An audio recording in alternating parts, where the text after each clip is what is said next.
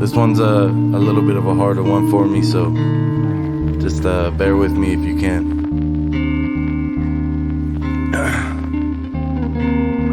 You know, I heard this beat, which is done by Mist3r. If you want to check him out, he's a great producer, and it just hit. This music is how I've been feeling, and I guess I should get into producing, because I'm finding I cannot find the words, at least not recently. They seem to have become nameless, faceless, labelless, and therefore somehow blameless. If I can't put down what I'm feeling, it means I'm having an even harder time articulating it, speaking it into, and therefore out of existence, and so I'm just stuck. I feel like in this wide open world I'm constantly trapped in some invisible emotional coffin. I'm crawling out of my skin with every breath that I take, where I can feel the nails stab into my sides from breathing too deeply.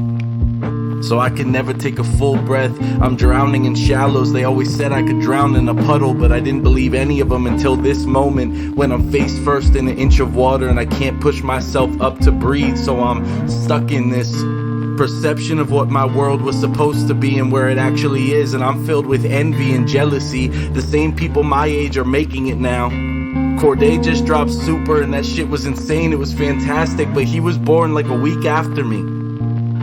It's my group's time and I got left behind, and I shouldn't be surprised because it happened all the time, but I held out hope that someone might have waited up for me and they wouldn't leave me here trailing behind them all because of shit that was out of my control. And I'm not saying I've worked hard enough, I haven't always put my all in, but I don't think I should be left in dust because my brain doesn't grow at the rate it's supposed to, and my emotions don't mature at the rate they're supposed to.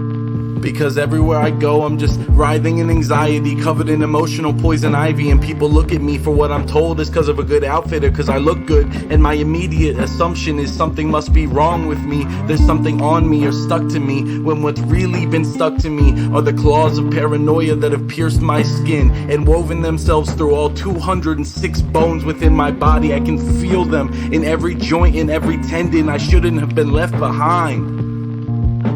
Because the vines of the forest of fog that cloud the mind of the mentally ill gripped me and buried me to become nutrients within its soil. And finally, I clawed and scratched my fucking way through the dirt and the mud and the fucking carcasses of the forgotten. I dug through the stench of burned minds, fried by society's inability to accept that some of us just don't operate the same way. All to come out and see myself so far behind. And there seems to be some conspiracy in my head that these mental illnesses give me an ability to see a side of the world no one else gets to. I get this unique perspective that isn't really shared by anybody else. Every mentally ill person is unique in that way, and I get to see and hear things others wouldn't. And I get this empathetical connection to anything, like literally anything. I can feel the pain radiate from a fucking movie. I can't watch horror movies for that reason. And you can call me a bitch, but I can't. It puts me in physical agony to see others hurt in that way.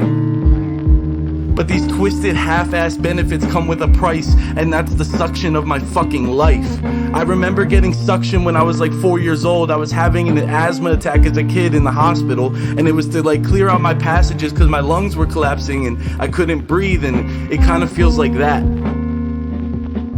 I'm losing the will to fight longer, and every step further they call to me stronger. I'll never be able to catch up, and I'm starting to believe it. I just wish that someone would have waited up.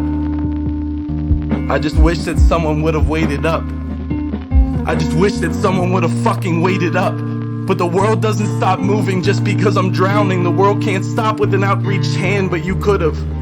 You can't pin the blame on just yourself. There's millions of others that could have too. But how could I ever expect someone to stop their movement with the pack? Someone with their own weight to carry to be willing to stop and carry mine. So y'all can keep going, and I'ma try my best to catch up. And when y'all make it and you see me in pieces broken across the overgrown path, don't worry. I'm just gonna sit and crumble while I cry to myself.